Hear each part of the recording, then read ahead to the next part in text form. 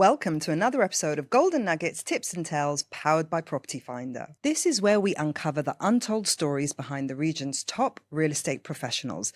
And because there's a great story behind every lead and listing, we're shining a spotlight and going behind the scenes with Property Finder super agents, whose journeys are packed with hard-earned lessons, bold moves, and powerful takeaways you won't forget.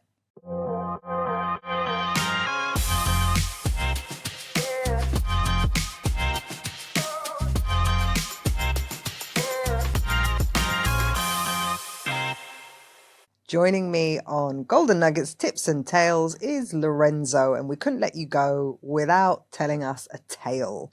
Lorenzo, a super agent from Strada. Let's hear the tale, this deal that you nearly lost and how you saved it.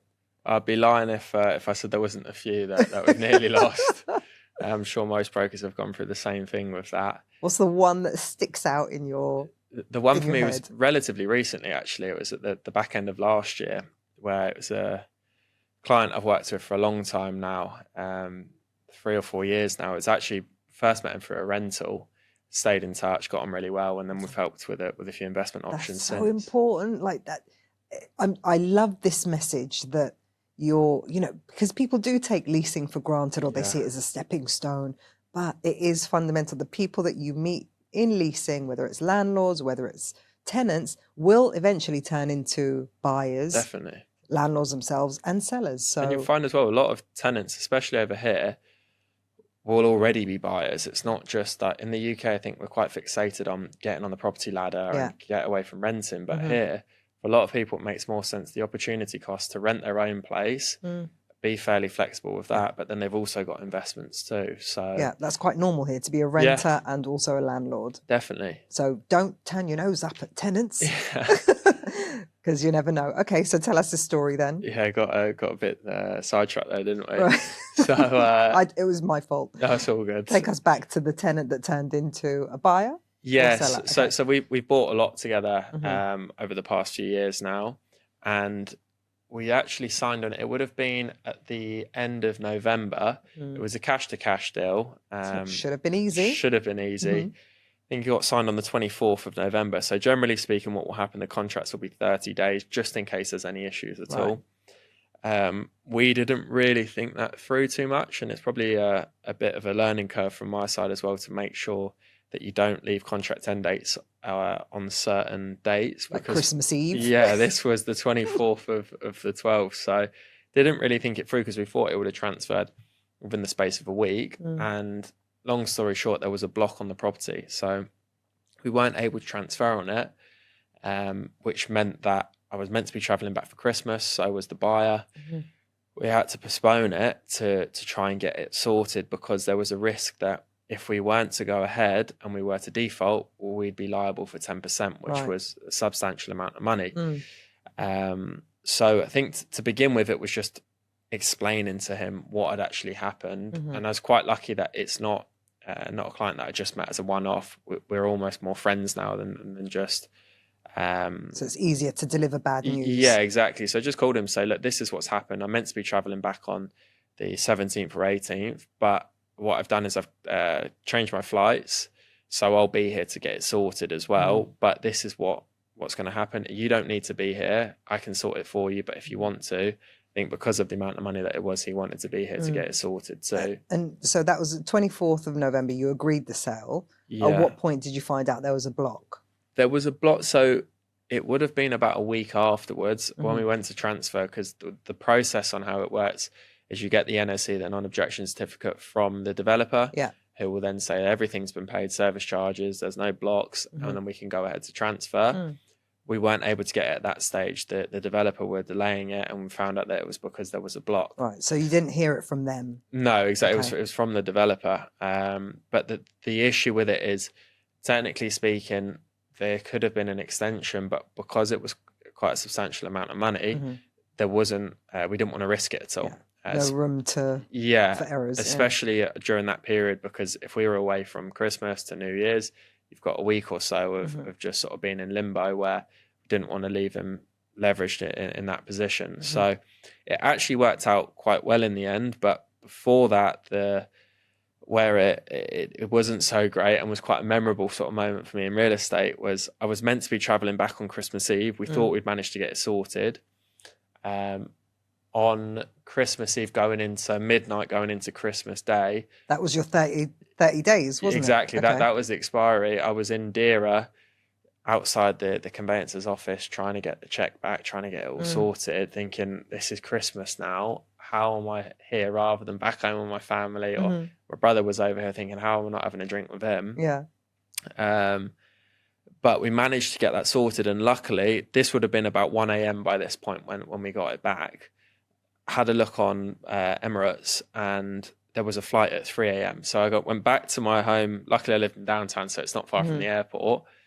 Went back to mine, got to the airport, and within about half an hour I was waiting in the lounge. There you go. So it wasn't the Grinch that stole Christmas in the end. No, it worked out well, and I was back for 7 with the way that the flights are here. The 3 a.m. flight I think got me back at about 7, so I was actually home for Christmas morning, Day, got it all sorted. But I was still there on having my Christmas dinner, and for my family back home, they understand what we do, but not to the same sort of extent where they're not used to the Dubai work culture, where during Christmas dinner, I was actually having to sort the contracts out, get an extension sent through and everything else, which they couldn't believe that we'd be doing that on Christmas Day. Yeah. But I think what the benefit out of it is there's no way of getting away from mistakes happening in the industry, because there is going to be human error, and there's certain components that you can't actually plan for. But the benefit of what I found out of it is my relationship with the buyer then got a lot stronger, because he saw that if something went wrong, and he actually said to me, if you hadn't have told me, I wouldn't have worked with you again, but I understand mistakes happen. If you're there to try and correct it and working in my best interest, and I've got no problem with that. And you made a personal sacrifice of delaying your trip to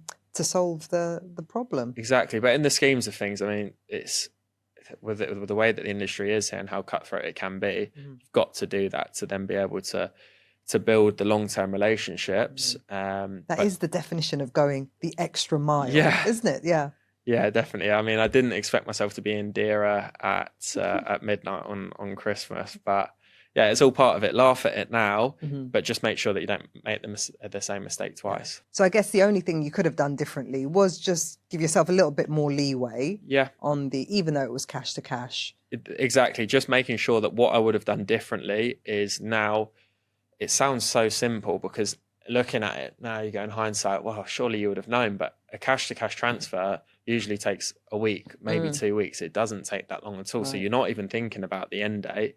Everyone wants to get it transferred. The seller wants their money. The buyer wants to start the renovations or moving into it. But just taking a little bit of time to make sure that it doesn't fall on a certain holiday, or if we need that extension, then we've got it there. Yeah.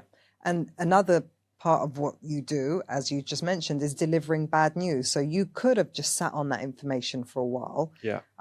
How did you decide, right, this is how I'm going to deliver the bad news, this is how quickly I'm going to do it? I think that the best way to do it is just by giving the truth. My dad's always said to us, there's 1,000 lies and there's one truth. So it's very easy to get caught up in it here. And I think the problem we have in the industry, everyone's so fast paced, everyone's constantly working on something that you won't remember what you've said yesterday. I don't remember some of the conversations I had this morning in the detail. So it's far easier to just tell them the information to begin with if they don't want to hear it. And the money is made in those difficult conversations as well. Okay. How would you say this experience has shifted your approach as a real estate agent? There's a few things I would say. First of all would be to be on the ball with the dates. The finer details. Yeah, exactly, the finer details. But also just to make sure you genuinely do have your client's best interests at heart, because learning from that now, in hindsight, it was actually, I wish we hadn't have gone through it, but it's quite a good thing that we did, because it made the relationship that much stronger, that now there's a lot more trust there, to say that if something goes wrong, you're not just going to leave me in the firing line. You're sort of there to help me through it. And even if it's something small, like holding the client's hand through the process, where they can feel that support, it helps build the sort of long-term foundations of the relationship. Brilliant. There you have it. Super agents going the extra mile for their clients. Thank you for that, Lorenzo. Hope you enjoyed that. Catch the rest of Lorenzo's episodes, and while you're at it, why not binge the whole season?